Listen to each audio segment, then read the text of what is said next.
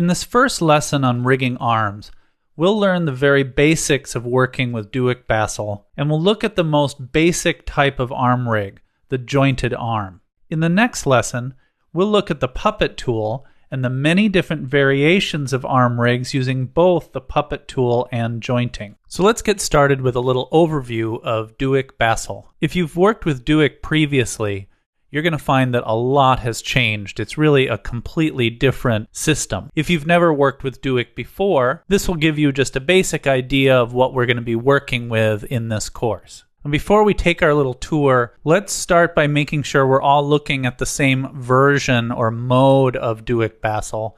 So let's go to the Settings tab here, the little wrench, and make sure that you're set on Standard. There's also Rookie and Expert mode, but for this course, we're going to be using Standard mode. So make sure you've got Standard mode. If you don't, switch it to Standard mode and then select Apply Changes so that we're looking at the same tool. Let's go ahead and click back to the Rigging tab here. Now it's important to remember that Duick isn't just a rigging tool, and so aside from the Rigging tab, there's an Animation tab, a Camera tab, an Import-Export Tools tab, and of course the settings that we just looked at. But we're going to be focusing primarily on the rigging tools. Now within the rigging section, we first have the Create Structures tab. Now this is where you will actually create what are really the bones and the skeleton of your rig. But there's a very important reason why Duick does not call these bones. And that's because Duick has been around for quite a while now. And Duick already has something called bones right here where it says Add Bones in Links and Constraints. And what bones in Duick were and are still are layers that have puppet pins parented to them using expressions. But because this was so sort of integral to the early versions of Duick, when Nicholas Dufresne redesigned Duick, he didn't change the name of the old-fashioned bones, but then he added these structures that are really more like what you would think of as bones, and if you have done any rigging in 3D software, these would be called bones.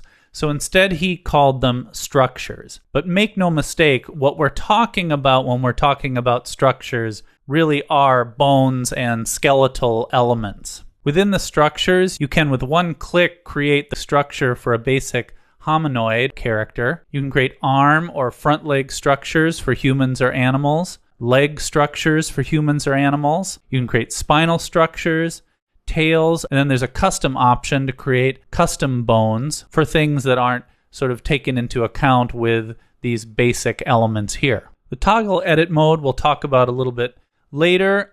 Selecting structures allows you just to simply select all the structures in a composition.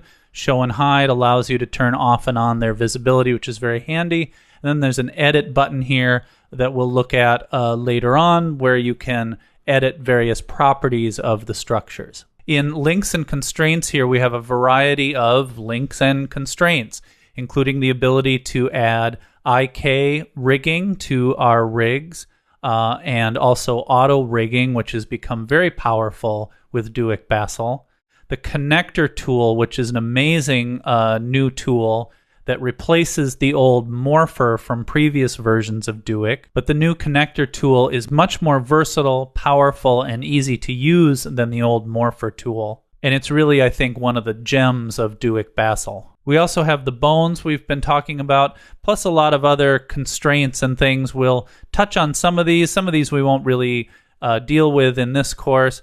One that we will deal with a lot is add zero, which allows you to zero out the position property of a layer. We will be using this quite a bit. Then the Automations tab, which has some really, really great tools for creating automated behaviors on different kinds of layers, and has the cool new procedural walk cycle tool, which is pretty neat. Now, we won't be able to get into this a whole lot in this course, but there's a lot here to explore. And then we have the Controllers tab. We're going to be using this quite a bit, which allows you to create controllers for your rigs of various kinds.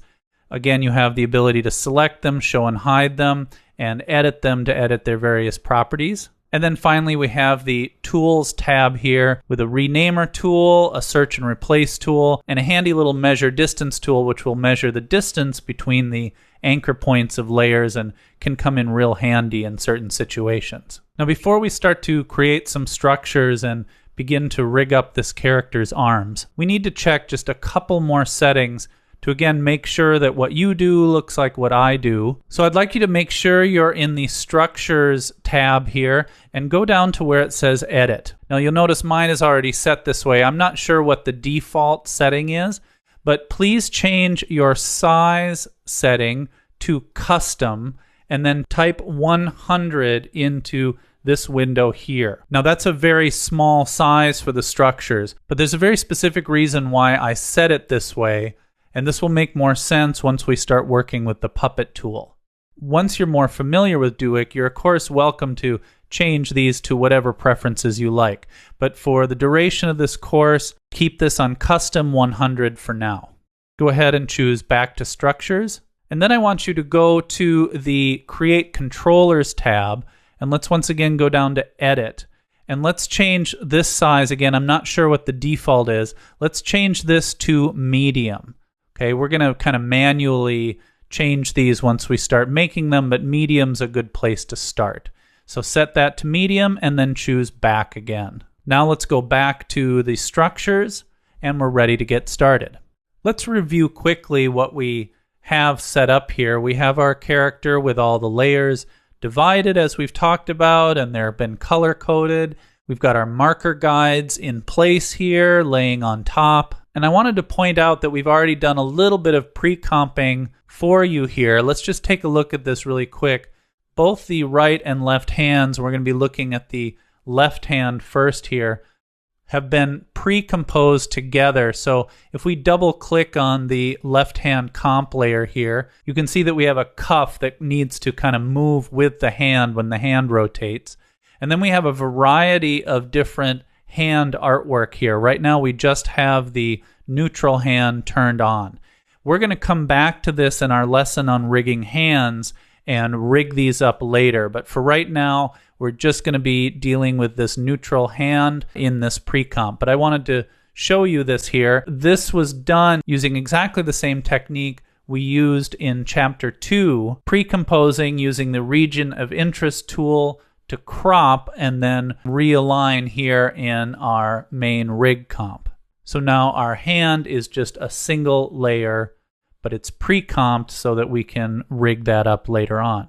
We've done exactly the same thing with the right hand down here as well. Now to begin with, we really don't need to focus on the artwork much at all because we've created these marker guides. And the marker guides are what are going to allow us to get our structure built correctly for our rig. So in general, when I'm rigging, I like to isolate the parts that I need using After Effects' solo buttons so that I can kind of zero in on what I'm working on. So we're going to start with the left arm guides, and I'm going to solo those on the shoulder, elbow, and wrist guides. And that way we just get rid of some of the clutter in our screen. Okay, now we're ready to create our arm structure.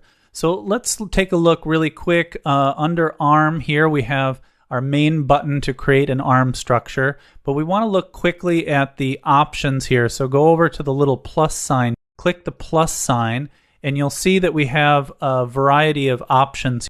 We have individual parts, different options here, and then we have three basic types of arms. We have what is called a plantigrade arm that includes humans and primates, bears, rabbits. We have the digitigrades, the dogs, cats, dinosaurs, birds, and then we have the ungulates, horses, cattle, giraffes, basically hooved mammals. And with all of these, we have the option of shoulder, arm, forearm, hand, hoof in the case of the ungulates, claws in the case of the plantigrades, and the digitigrades. Now, the claws don't really function quite the way fingers do. So we're not going to be using those for fingers. But if you're creating some kind of a quadruped, then you would potentially use that claw option. Now, shoulders, I don't tend to use a shoulder structure for humanoid characters. I tend to rig shoulders a little bit differently than having just a bone for the shoulder, but the shoulder is really useful for quadrupeds. In this case, we're not going to have the shoulder. So make sure that you've got the plantigrade option checked and that you've got arm checked, forearm checked, and hand checked, shoulder unchecked, and claws unchecked. Once you have that, go ahead and click Create. Duik will then add the arm structure for your rig. There it is right there, and there are the layers, of course. Now keep in mind that once you've set the options for the arm, I no longer need to go back into the arm options unless I want to change them. From here on out, all I have to do is click arm, and it'll make this kind of an arm with that one click. So I only need to do set the options once, and it remembers that setting until I want to change it. So let's take a look at the layers really quick. We have an arm or upper arm, a forearm or lower arm, a hand, and what's called the arm tip, which is just this little button, this little nubbin here, right at the end of the structure. Now the arm tip, even though it's called arm tip, will actually occupy the place of the knuckles at the end of the hand. Think of the hand sort of as the palm. And we'll get deeper into hand rigging in upcoming lessons. Note that the layers have already been parented together, forearm to arm, hand to forearm, arm tip to hand, and that they've been given these little labels: structure, structure, structure, and structure end. Now, if you want, you can leave the structure layers at the top of your layer stack. I like to actually bring them down closer to the parts of the body or the artwork that they're going to be driving. But that's entirely up to you. You can leave them separate, so you have all your structures all together and then all your artwork all together. Or you can have all of the pieces of the left arm all together, all the pieces of the left leg all together. It's entirely up to you. The thing that I like to tell students is it doesn't matter how you organize. It just matters that you do organize, that you have some kind of a consistent organizational structure to your naming, to your layering, color coding, all of that kind of stuff. Just have some kind of organization and structure, but however it makes the most sense to you. So what I'm going to do is I'm going to grab these structure elements and I'm going to bring them down and put them on top of the artwork layers that they're going to be driving. And I'm also going to color code them the same color. That's again up to you. Structures will always default to being colored blue. And if you want to leave that so you always have them blue, and then you have your artwork layers colored something different, that's just fine. I personally like to have, in this case, everything having to do with the left arm be red, and then everything having to do with the left foot will be orange, and so on. But again, that's just me. Just make sure that you organize in some way, however it makes the most sense to you. Okay, now we're ready to place our structures so that they will drive our artwork correctly. And that's exactly what the markers are for. Because we made these markers to show where we want our limbs to pivot, we now have an easy way to place our structures correctly. Okay, so let's zoom out just a bit here so we can bring our arm structure in the vicinity of our markers. And then we don't want to zoom in too much here because for some reason it seems to interfere with the snapping function a little bit. And notice that my snapping function is unchecked. That's because I like to just toggle it on and off, because most of the time I don't need it. So I just use the command key to toggle it on and off. So we're going to start by grabbing the upper arm or the arm structure, and we're going to bring it near our marker, and we're going to hold down the command key, and then we're going to snap it to that marker. And did you notice that the little bounding box for the marker kind of blinked on when we did that? And that tells us for sure that we snapped to the center of that marker. And that's kind of important because snapping is a little squirrely. It kind of wants to snap to everything. So you want to make sure you're snapping to the right place.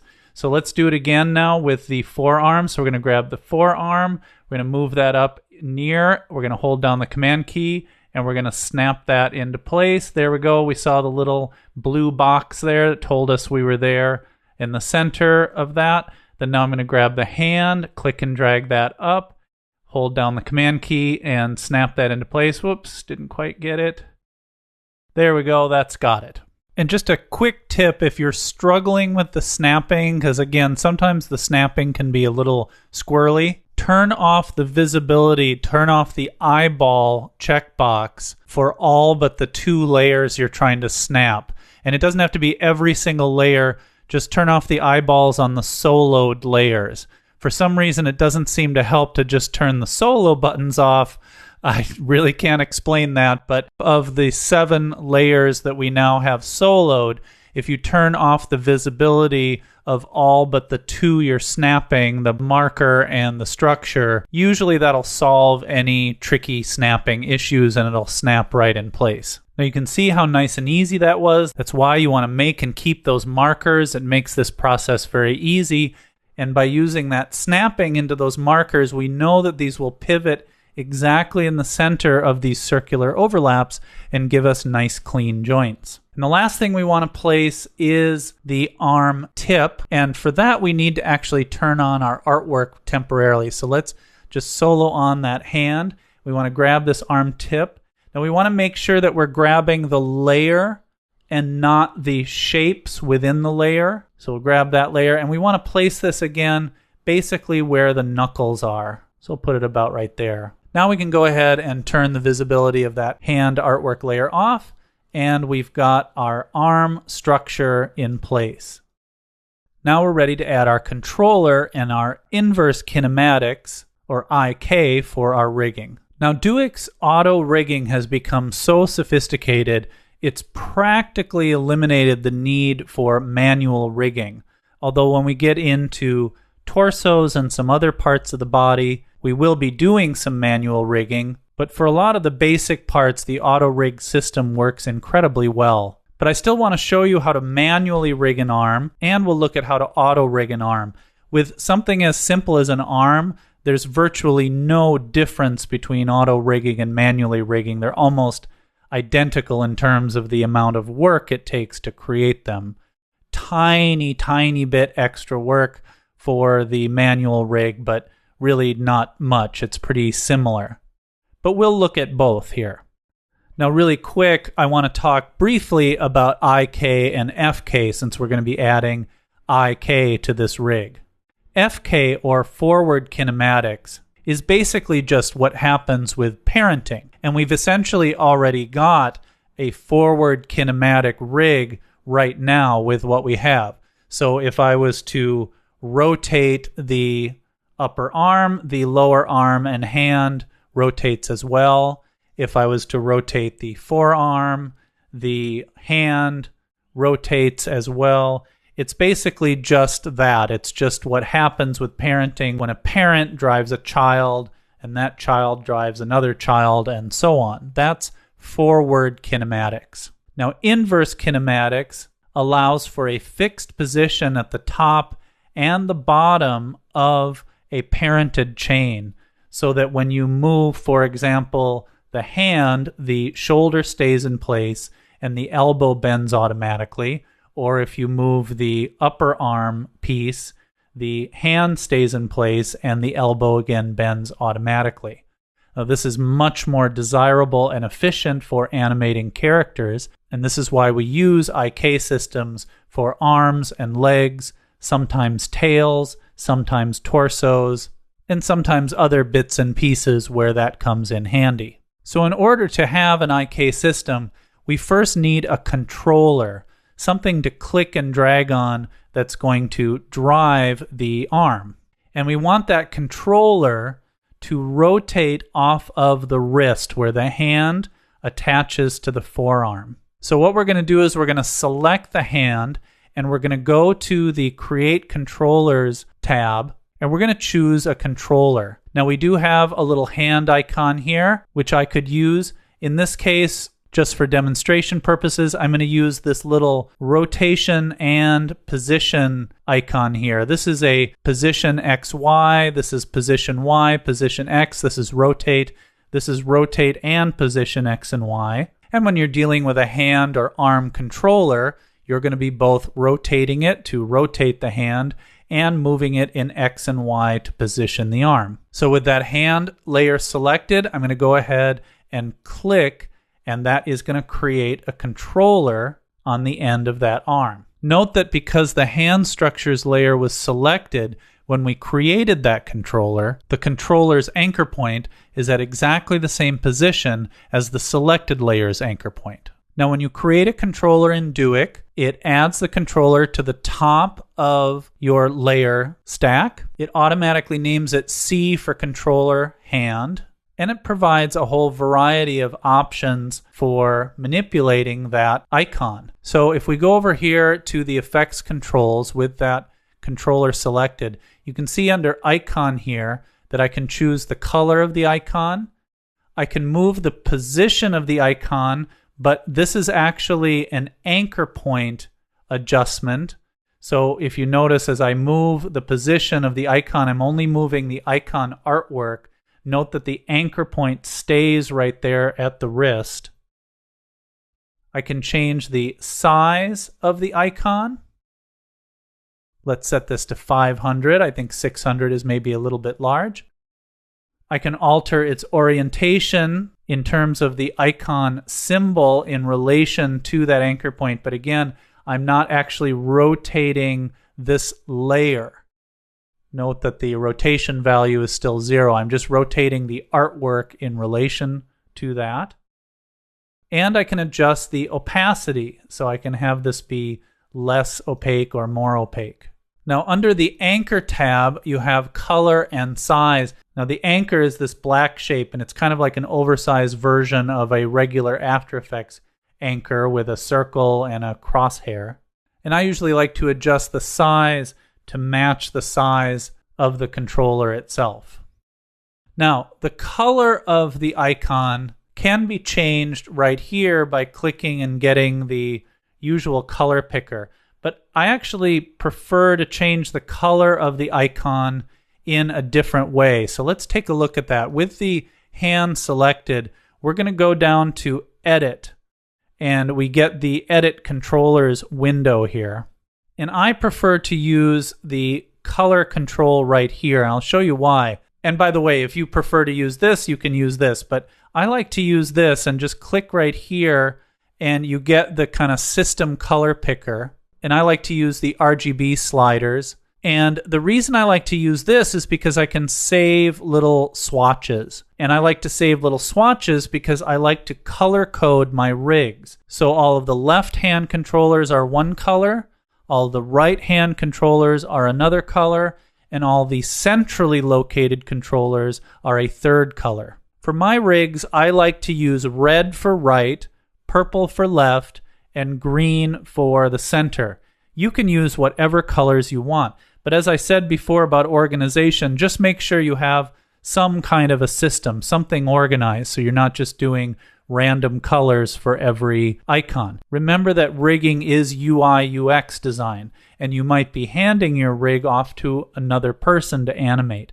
So you want some kind of a system, some kind of a structure to what you're doing. So we're going to go ahead and make this purple, and by having the little swatches, then I can just grab that color and I can quickly color all of my left-hand controllers the color I want them to be. So I'm going to select that purple, I'm going to close that up, and now my controller is purple. And then the other thing I like to do is turn the opacity way down. I'm going to turn this down to 25% because I like the artwork to be dominant and the icon controllers to be a little bit toned down so that I'm really looking at character artwork, not at the icon controllers. But again, all of this is up to you. This is the way I like to do it. Now, before we get too much further, let's rename this controller. So we don't necessarily want this name just C hand. When we make the right arm, it'll be C hand 2. And if you're okay with that, you can just leave that. But I like to actually write right or left. I think it's much easier for the operator to use. So we're going to name this left hand. I'm also going to color code the controller the same color as the icon. So I'm not going to use the color coding I'm using for my layers. This is going to be visible to the animator. So I want this color to match the color of the icon itself. So again, all of the left-hand controls will be purple, all the right-hand controls will be red, central controls green. And again, this is part of that UI UX design that you want to be thinking about when you're rigging. Okay, now let's go ahead and add our IK. Oh, and we don't need to look at these markers anymore. Let's turn off the visibility of those markers. Because we want a two-layer IK system with the hand parented to our controller, so the controller rotates the hand, we're going to select the controller, the hand structure, and the two arm structures, forearm and arm. So we've got all four of those layers selected. We're going to go to Links and Constraints, and rather than clicking Auto Rig, we're going to click on Auto Rig Options, and we're going to go down to IK here, and we're simply going to click IK. So what we've done is we've created an IK chain between the hand and the arm or the upper arm using the controller that we created. So now let's click and drag on that controller, and you can see now we've got our IK system working. It's automatically bending the elbow, and the shoulder is staying in place. Likewise, if we were to grab the arm here and begin to move that position, notice that now the hand stays in place, the elbow bends automatically as we move that shoulder around. Rotating the controller will allow us to rotate the hand off the end of the arm. You'll notice this little stretchy rubber band kind of line that's connecting the upper arm to the hand and showing us that IK connection. If you're using an older version of After Effects prior to CC 2018, you will not see that line, but your IK will work perfectly well. Now, before we get much farther, we want to zero out the position value of our controller. So the left-hand controller here, we want that selected. We want to go back to Links and Constraints, and we want to go down and add 0. Now, let's just take a look at what's happening here so we understand why we're doing this. If I hit the P key, you'll see that the position value of this controller is just some messy gobbledygook numbers here of where this controller is. Now, that's a problem because I want to be able to get this controller back to its neutral position quickly and easily, and I don't want to have to remember this crazy number. So I'm going to select this controller, and I want to do this really early on. Like as soon as I create my IK, this really needs to be like the next thing I do. I'm going to come down here to Links and Constraints, and I'm going to choose Add 0. Now notice that now the position value reads 0. Now what's happened is that Duik has parented this left hand to a null object. There it is down there.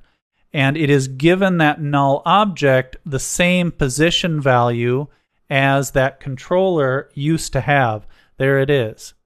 And that allows us to then zero out the position of the controller, so its neutral position is 0. So I can now move this around and play around with this, and if I need to get it back to its neutral position, I can just type in 0 and it snaps right back into place. This is really important. So make sure you zero out controllers kind of as you go. There's some exceptions to that rule once we get into some more complicated rigging, but for the most part, you want to zero out your controllers right away. Now we have a couple of options with our IK.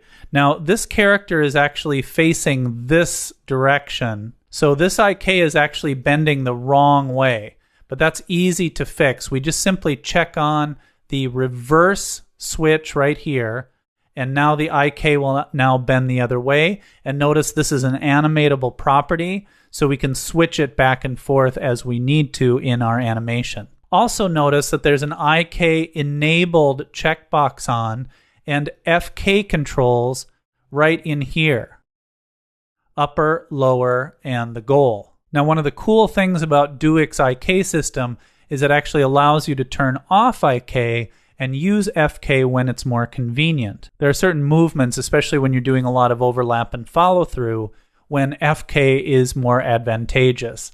So let's take a look at this really quick. If I check off IK, now I can now control the arm with these controls, and it works just like a plain parented FK system. Now, speaking of overlap and follow-through, there's also a really cool new feature added to the FK controls here, and that's this automated overlap and follow-through. Now, this is a rigging option you can also add to tails or snakes or ropes or other things like that. We'll take a look at that later on. But it's built into an IK arm rig as part of the IK-FK switch. So when IK is not enabled, besides these individual controls over the three parts of the rig, we also have this awesome automated overlap and follow-through. So here's how this works. I'm just going to add a little bit of rotation animation to this FK controller here under the follow-through and overlap tab.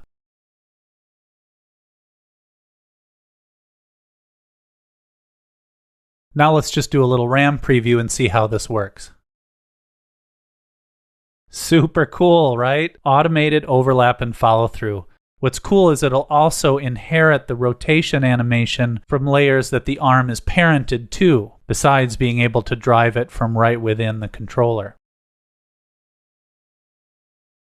Now there's controls over the amount of flexibility and the amount of resistance. We'll look at these in more detail when we take a look at quadrupeds and using this for tails, where it really comes in handy. But a pretty awesome feature. Okay, let's go ahead and re-engage IK.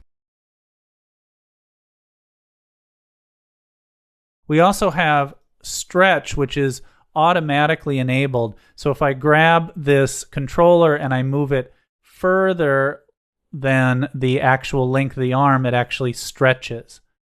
This is really great for when you use puppet-tooled arms. Doesn't work for jointed arms. We'll take a look at that in a little bit. We're going to skip some of these other options that get a little deeper than we need to go for this course. But down here in display, we do have the draw guides option, and we can check that off. And that removes that little string and this little bar down at the bottom here.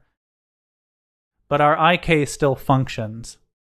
I tend to choose this option because, again, I like to kind of focus on the artwork and the character itself rather than the controllers. And so I like having a little less mess than more, but that's again entirely up to you. So I'm going to leave that checked off. Okay, this arm is now ready to have us attach artwork to it, but before we do that, I want to show you how to auto rig an arm. Now, as you've noticed here, manually rigging an arm is not that difficult.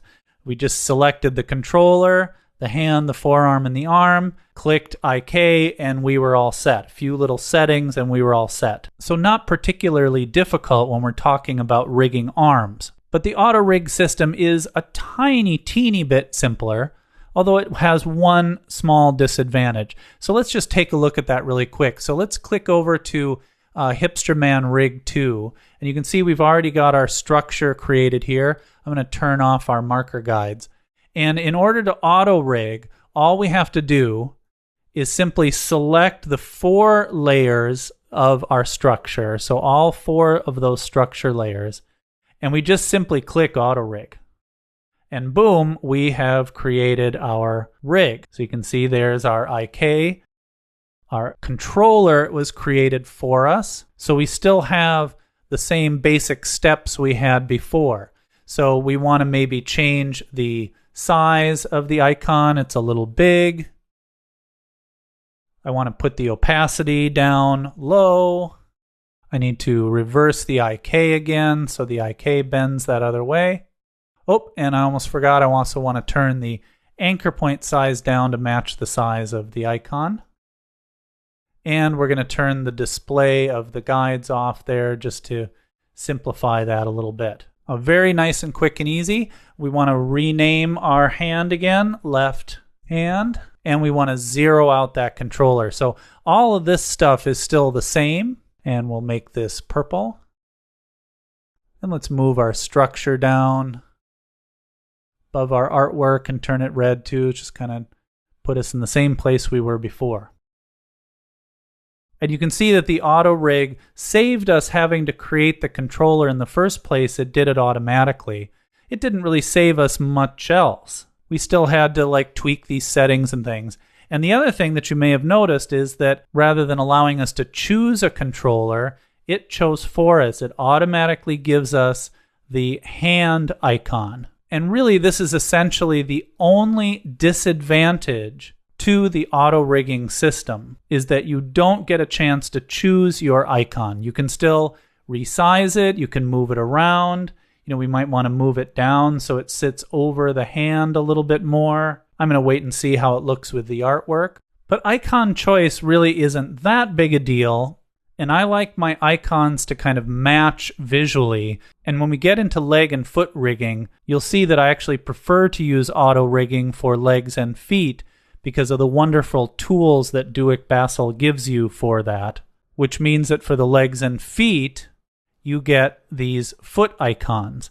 So it's kind of nice, actually, to have the hand icons to match the foot icons on your limbs. So again, your rig has that nice UI design. But if it really bothers you and you want to use a different controller, then manually rigging is important because it will allow you to choose your controller. Other than that, manually rigging an arm and auto rigging an arm are really very similar.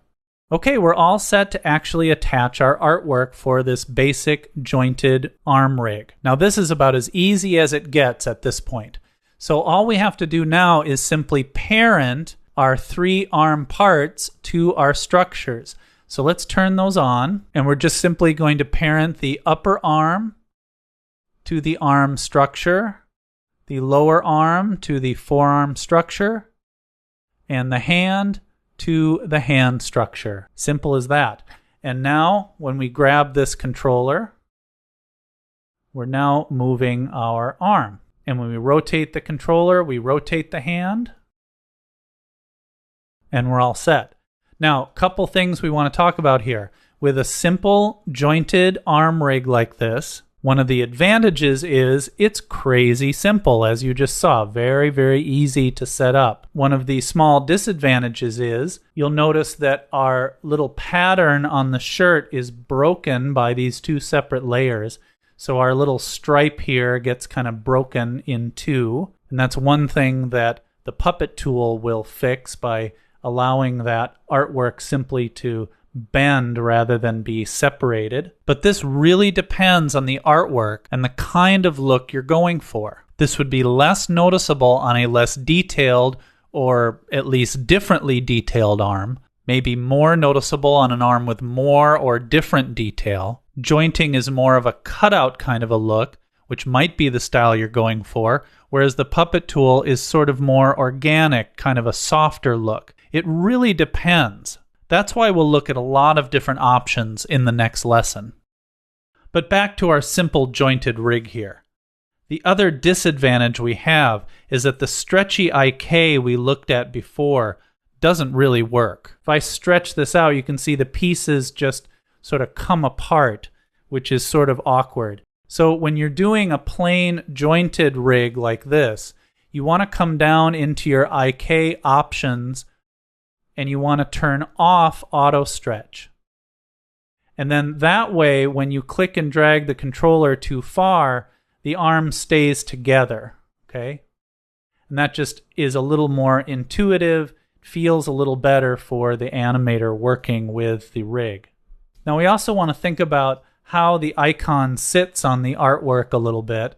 And you can see it's kind of sitting up here in the forearm rather than on the hand. So we might want to, for example, take the orientation and flip that down so it's a little more intuitive. Now, we may or may not want to actually position it right over the hand. That actually gets a little confusing, in my opinion, but if you like that, you can leave it that way. It sort of competes with the artwork of the hand itself. So I would probably leave it like this so it's still positioned sort of more over the wrist, but maybe just not so much on the forearm.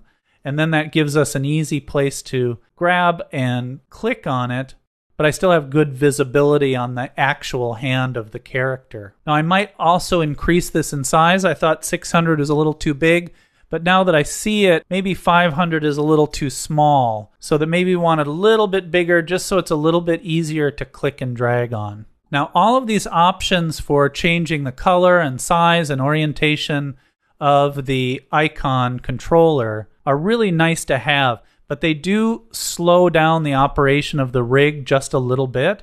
So there is a way to bake these in and remove these controls and the expressions that drive these controls. And I'll just show you that really quick. So if I select the left hand and we go to Controllers, Edit, you can see the option right here to bake appearance.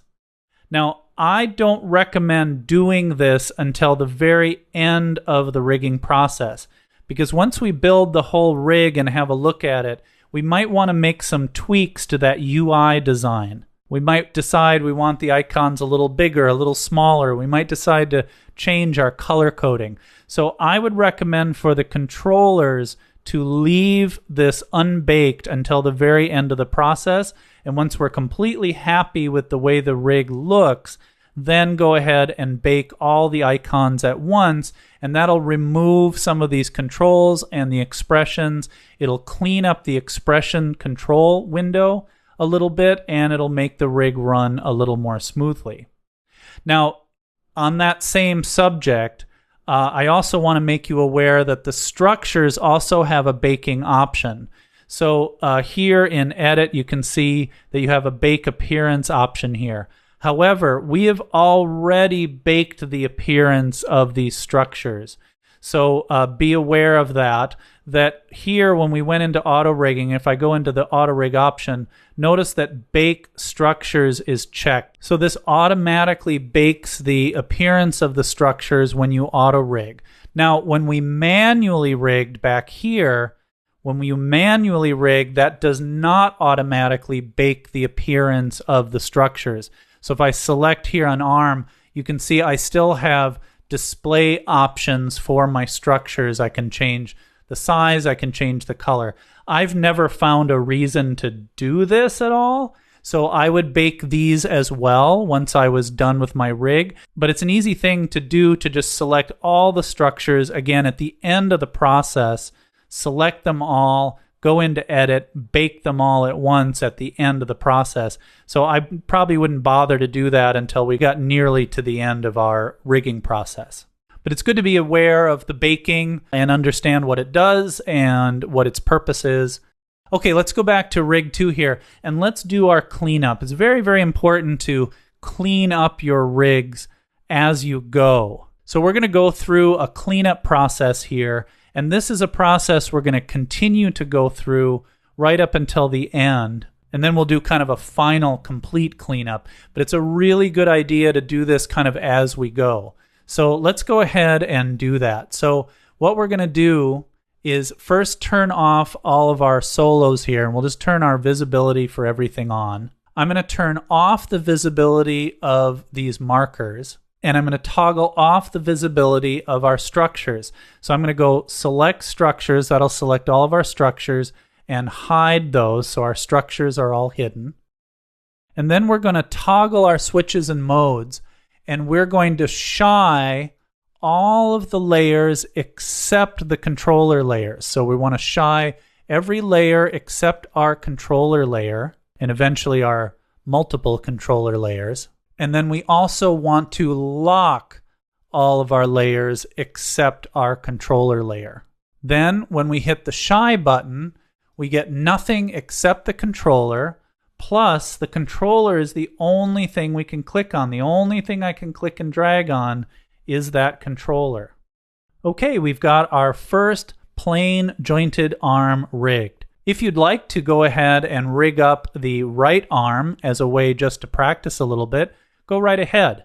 But as I said, in the next lesson, we'll look at using the puppet tool and the additional options the puppet tool and jointing in different combinations gives us.